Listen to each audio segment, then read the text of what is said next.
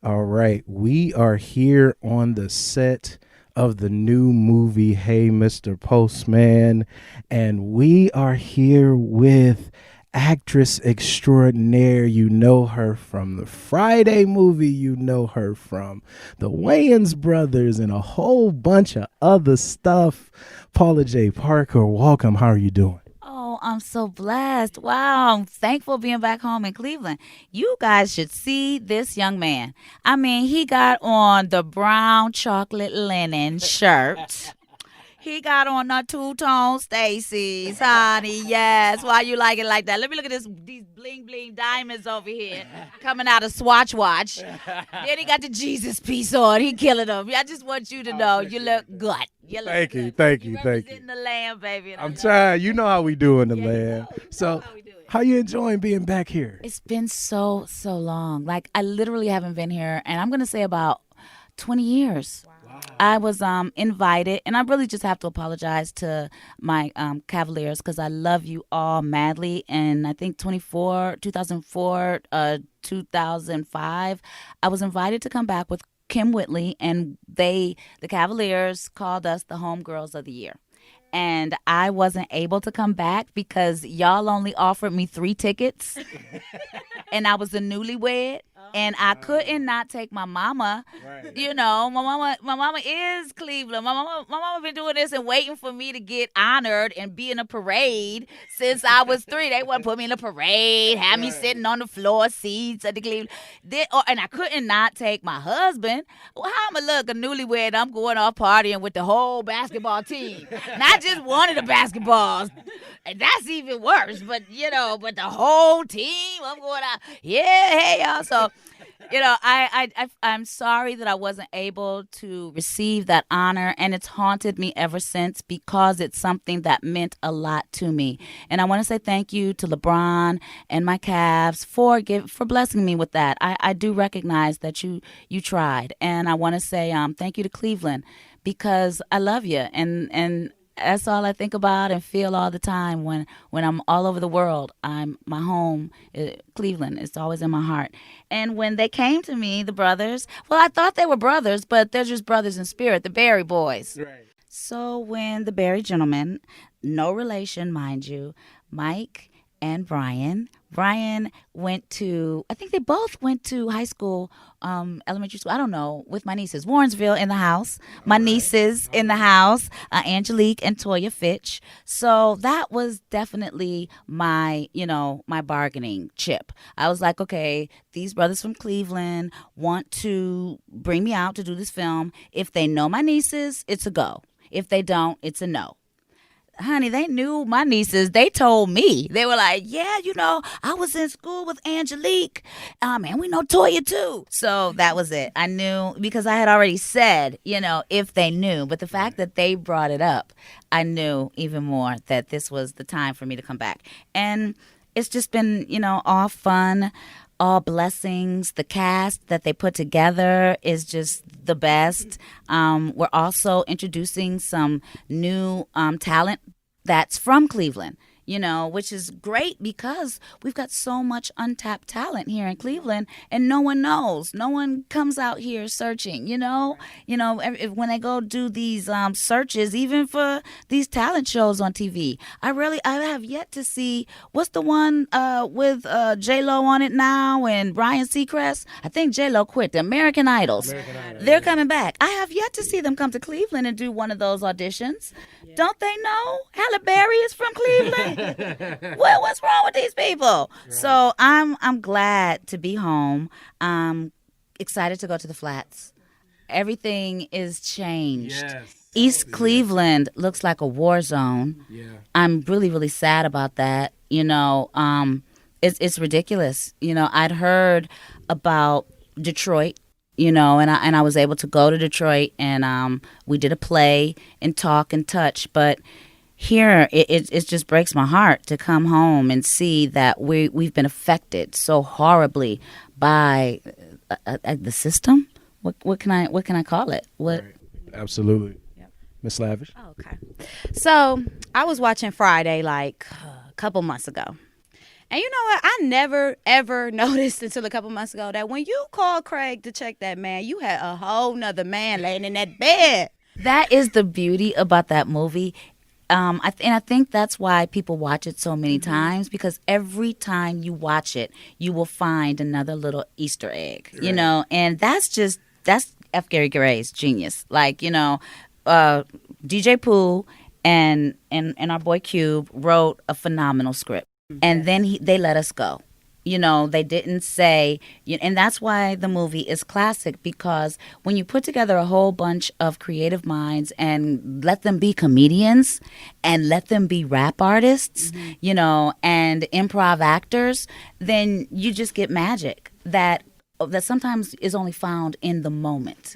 And that was the beauty of that. I didn't even know what Gary was doing. I was like, why is this? All right, listen to your director. They know what they're doing. So that's what I did. And it turned out to be something that, like you said, people catch like on the third time watching. And that's what you want as a filmmaker. You want to put things in your film that's going to cause people to want to watch your film more than once. Right. So for all you future filmmakers, and you guys, if you choose to act or be a filmmaker, yes, I see you. Definitely do things that will go unnoticed to the naked eye, that will force people to have to watch again and again and again. Yeah. And they have a name for them. Like I said, they call them gifts now, or Easter eggs. Back when we were doing it, we were just clowning. Yeah. But now I think we've started something that people have imitated, and that's a good thing too. Yeah. So what's the tea on last Friday? I don't know. I saw some type of web thing on Twitter. Yeah, they keep saying they're going to make one, and they said this years ago. And I'm like, well, we waiting. It's been a couple last Fridays. Made many, thank you. There's been the next one, one after that, this after. I think Cube is a genius. I think someone to be able to take a franchise and use a totally different cast from 2 to, what do they got, 5, 2 to 5. And 1, I don't know. Me and you trying to count them in your head. I don't think it's possible. And the fact that he has not touched the original cast that really, really popped it off in the first place is genius, because he can keep you guys guessing until we in walkers like, smoke it, what, you ain't got no more weed. It's like it's genius. It's marketing genius. So I don't know the plan.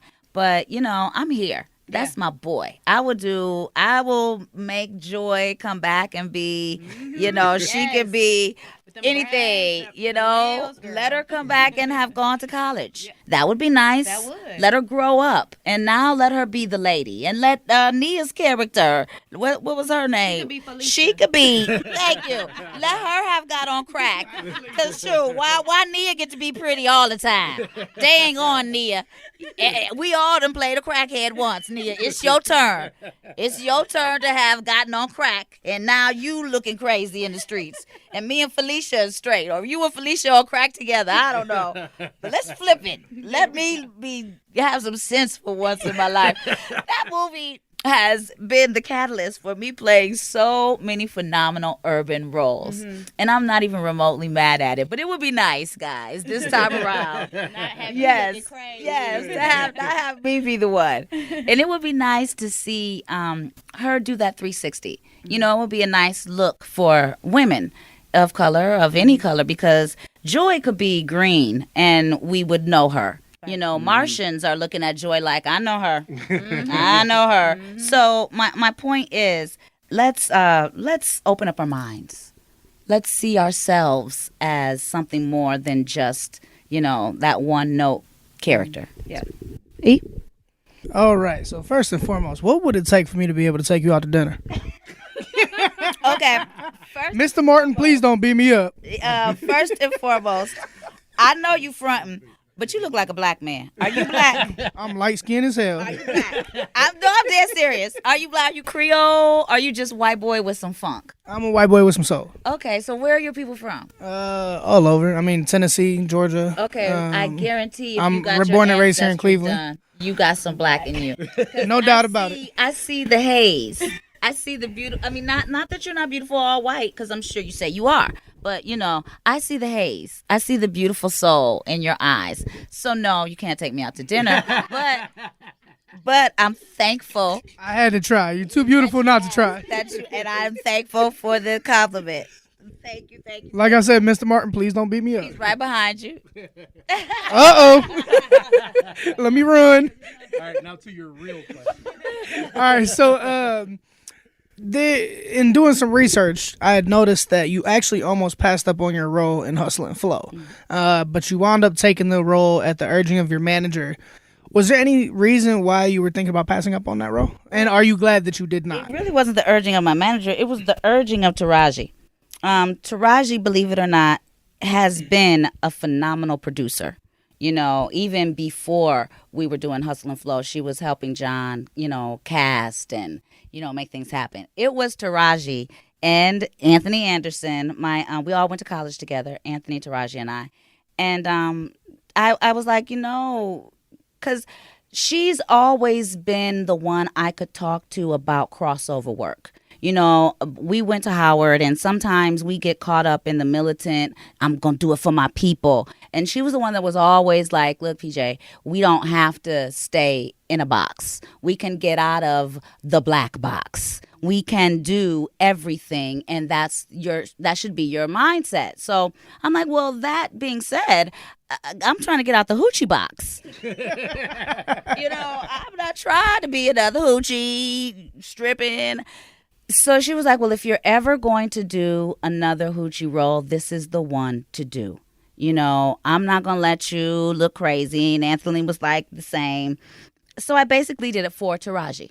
I did it for her.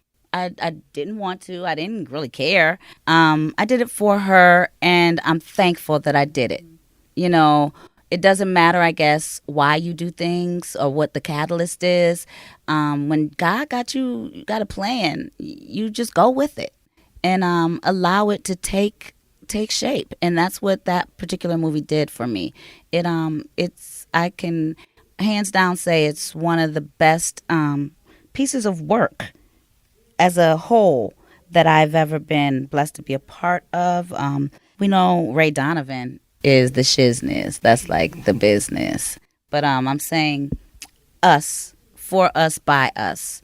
I was very proud of that. I still am very proud of that product. And not to mention, I met my husband there. I met my husband on the set of Hustle and Flow. So, it's like I said, it's bigger than us. It's so much bigger than us. You see how I did that there, right? How'd you do that there? How I mentioned him first and then brought up Hustle and Flow. You're smart.